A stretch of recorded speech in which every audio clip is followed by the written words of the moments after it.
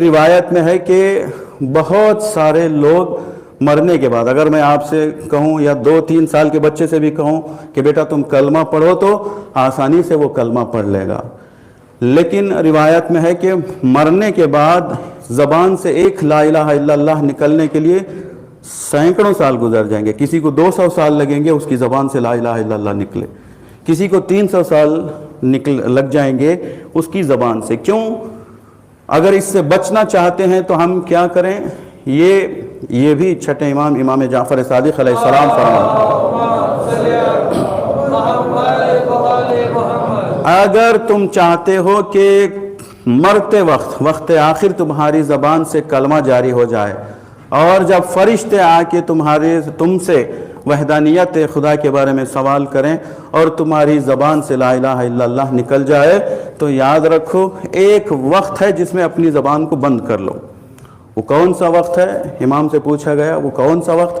امام تو فرمایا اذان کے وقت تم اگر اپنی زبان کو بند کر لو گے تو پھر تمہارے لیے وقت آخر کلمہ پڑھنے میں آسانی ہوگی، اس وقت کوئی مشکل نہیں ہوگی۔ تو ہمارا کیا ہے؟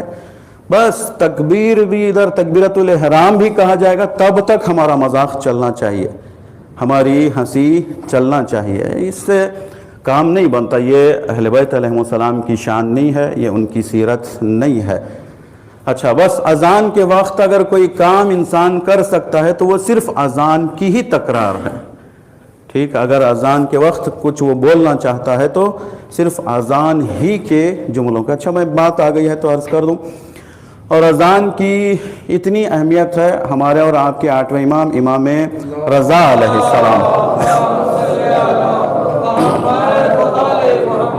فرماتے ہیں کہ اگر کوئی اولاد کا خواستگار ہے، ایک تو اولاد نہیں ہے، اس کی تمنا وہ رکھتا ہے کہ اللہ اسے اولاد عطا کرے، دوسرا یہ کہ اولاد ہے وہ اپنے بچوں کی تربیت کرنا چاہتا ہے، تو 8ویں امام فرماتے ہیں کہ وقت اذان اپنے گھر میں بلند آواز سے اذان دیا کرو، کہ تمہارا یہ بلند آواز میں اذان دینا تمہارے اولاد کے نیک ہونے کا سبب بنے گا، اور اگر اولاد نہیں ہے تو اولاد کی دولت سے خداوند عالم مالا مال کرے گا۔ تو بہرحال کوئی مذاق نہیں ہے کہ جسے ہم ہلکے میں لیتے ہیں۔ ابھی